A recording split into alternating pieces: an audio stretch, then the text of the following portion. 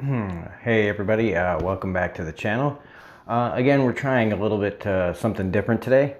Um, I do watch a ton of movies and TV shows, and I play a lot of games, but I also read a lot of comics.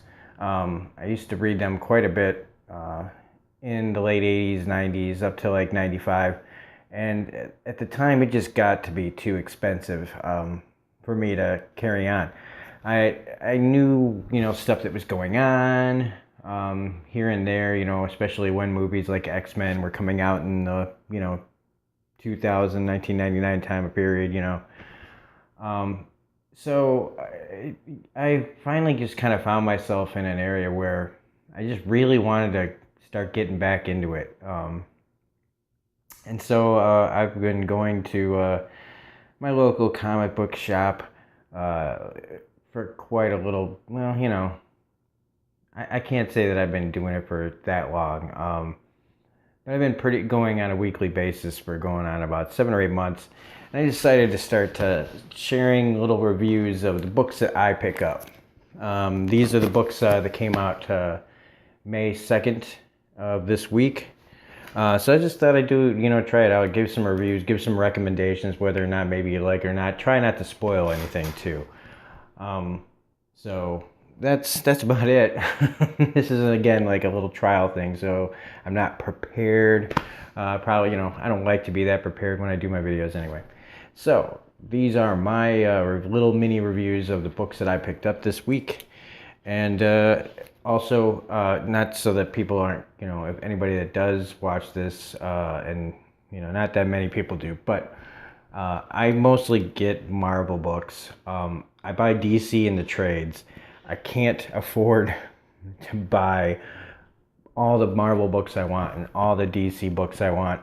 I would be broke. So I wait for the trades for DC to come out, and I get the Marvel books as they come out. So for any DC people out there, I do get DC books. I will do reviews. If this works out and I feel like doing more, I will be doing trade paperback reviews of the DC books.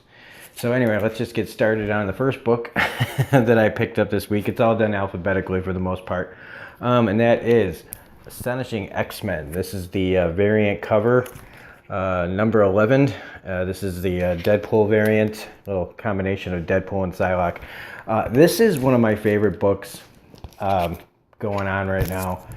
This is the penultimate issue of the storyline that's going on, starting with what was episode or issue 1, where it was the X-Men versus Shadow King, and it ends up being later on, minor spoiler, is that there's a guy called X, whether he's Professor X or not. I'm not gonna get too much into it. But in this second half of this Astonishing X-Men run, they end up fighting. In creating whoever this X guy is, Proteus comes back, guy who hasn't been seen in quite a while. He's kind of like Xavier's son who can bend reality, kind of like Legion, David Haller. So anyway, if you want a recommendation, Astonishing X-Men is a fantastic book, and it still is. And I know that they're going to actually continue making this, but it's going to be a whole new thing, a new team. But this team I've really been enjoying because it's very much a lot of the 90s kind of cartoon and early 90s X-Men team. You've got, Old Man Logan, but let's, Old Wolverine. You got Psylocke, Rogue, Gambit, Archangel, Bishop, and then this guy called X. So it's a pretty good book. That's my first review. So yeah, if you really like Proteus and stuff, this is probably my favorite X book going right now. Next we have Avengers number 1. We got another. They just finished their No Surrender storyline. This is another variant edition. This is like the old, like first Avengers, if you want to say. There's different versions. Like there's an Iron Fist, there's a Ghost Rider, there's Odin, there's a Phoenix, there's a Black Panther, there's there's even more. There's like a Master of Mystic Arts, the original So basically, all the original versions, like the very beginning of the World Avengers, and it's kind of their story as it starts out. And it has to do with the reformation of the Avengers after No Surrender, where Cap, Thor, and Iron Man are in a bar kind of having a conversation about where they need to go. And it's a pretty good start. I don't know why they're doing a number 1 again. I don't understand those kind of things that they do. But it is a pretty good start. I recommend picking it up. I think if they're gonna do like a soft reboot or whatever, this is pretty good start. No Surrender was kind of had a few moments, but it was kind of middle of the road at best, I think. But this is a pretty good start. If you like to hear like them talking about the original like first group of powerful people and what they have to fight is connected to what the Avengers are going to have to fight going forward. All right, so next book we got is Captain America 701. Again, I love my variant covers. This, without giving any spoilers away, kind of it's telling some of the stories of Cap's past in different time periods, and then in the future, it's telling the story of what's going on with the ancestors of Captain America. That's really all I'm going to say. I've really been liking what Captain America is doing ever since Secret Empire ended. The only thing I'm not a fan of is the art style. I know they're kind of going, if this is what they're doing, it feels like they're going for a very old time drawing style. And it's the only thing I don't like. I know what they're going for, but anyway, Cap has been a really good book lately. Highly recommend this. Now we've got what some people call a cash grab, is The Hunt for Wolverine, Weapon Lost. They had the one shot last week. This is the first issue of a 4 parts each series of 4 books, doing a Hunt for Wolverine. This one is Weapon Lost. There is also a variant cover that has multiple connecting covers. This one's the Where's Wolverine. It's very cool. It costs a little bit more, but Weapon Lost, what some people are calling is maybe a throwaway series. This one starting out is pretty cool. It's Daredevil, and he's one of the people that Kitty Pryde wants to have help track down what's going on. Where's Wolverine? And his team is himself, an Inhuman named Frank McGee, Misty Knight, and the an X-Man that hasn't really been one, I think, called Cypher. It's kind of more of a detective feel to it, kind of a Jessica Jones feel. I like it. I so far, first little mini issues. I mean, it's only 4 issues, so far it's good. I don't think it feels as much of a cash grab as some people might think, or a waste of time. I think that this possibly could be something more interesting. Maybe they're just purposely dragging it out. Whatever. It's still a pretty good book.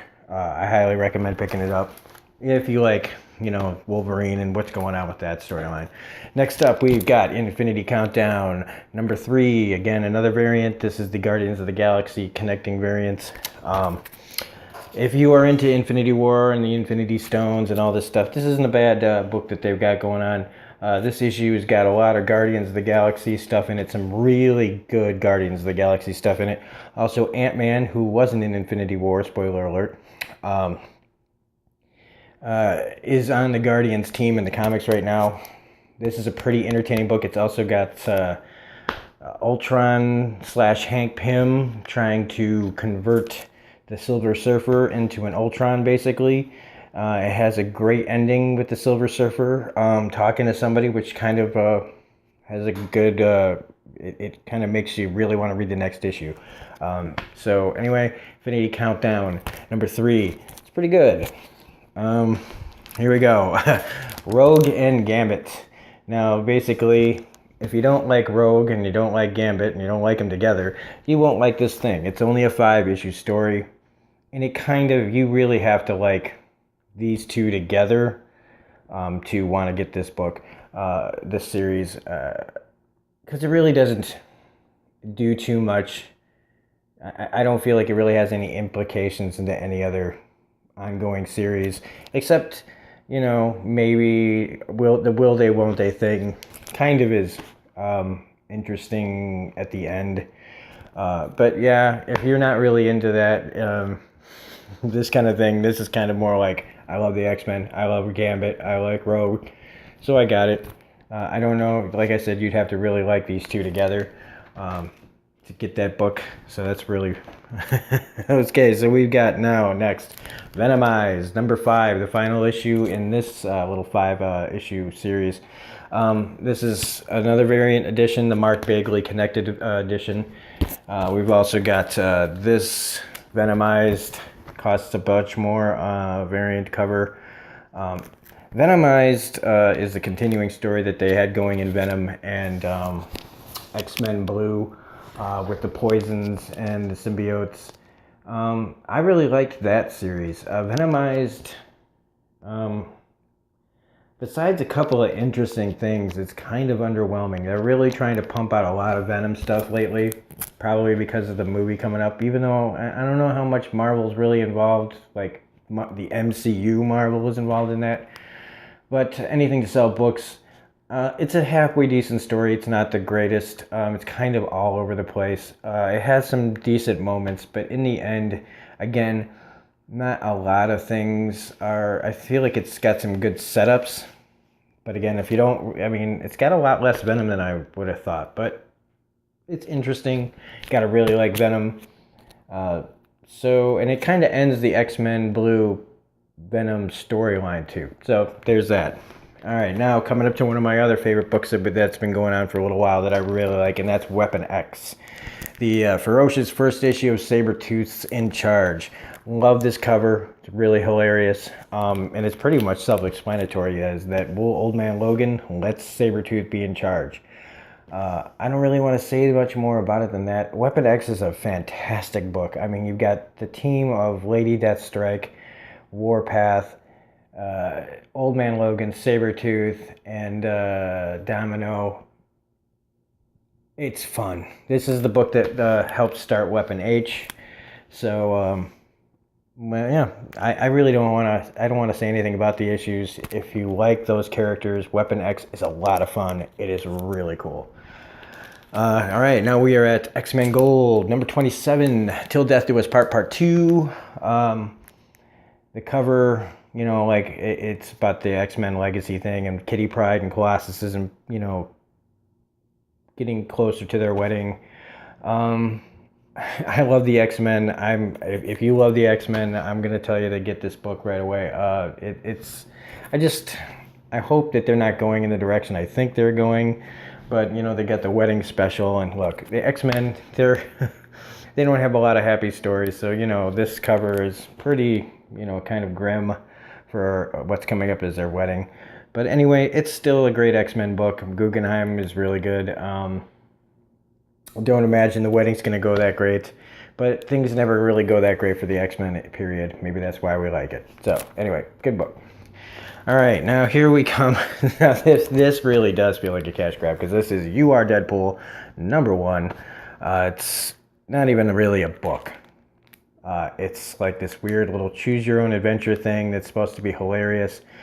I'm mad at myself kind of for buying it just because it's Deadpool.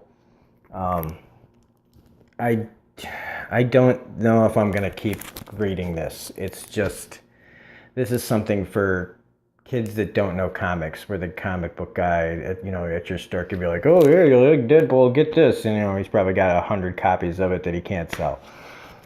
Hey, believe it or not, some things Deadpool do sit on the shelf. So anyway, if you have to have everything Deadpool, this is for you. All right, and now, of course, I don't just read Marvel. I do read some other, like, independents, but of course, what independent book, you know, like, what kind of other book does he read? Of course, it's The Walking Dead, yeah. Issue number 179, part 5 of 6 of the New World Order. Some people are just kind of like, this is your run-of-the-mill book or issue. I really enjoyed all the talking in this. You know, there's really no action. This is one of those issues that has a lot of story going on. building up to what I hope is a pretty decent conclusion to New World Order. I find what's going on in this book really telling towards a lot of characters and a lot of things that are going to come up and be really important later on. So for all those that just kind of go, it's a filler issue, this is going to be the book, the issue of this run, because I know they're going to continue with the Commonwealth storyline going forward, but I think this issue is going to have a lot of things where people are going to look at some of the stuff that happens in here and go, that was the moment we should have seen, like that things were starting to happen. And I really like it. So those are my little picks of the week. I will have another one of these hopefully next week. I kind of waited a little bit longer. And that's about it. Yeah, so I hope if you like this video, you like little recommendations to what to get. Yeah, why don't you go ahead and hit that like button. We are still fighting to get to 35 subscribers. And then after that, we're going to fight to get to 40. Anyway, so please subscribe if you're not already a subscriber. Comments, what books should I be reading if I'm not reading the ones that you like. Anyway, this is Rob from Smirking Gun, giving another little thing a try, these little reviews, and we will see you next time on the next video. Bye.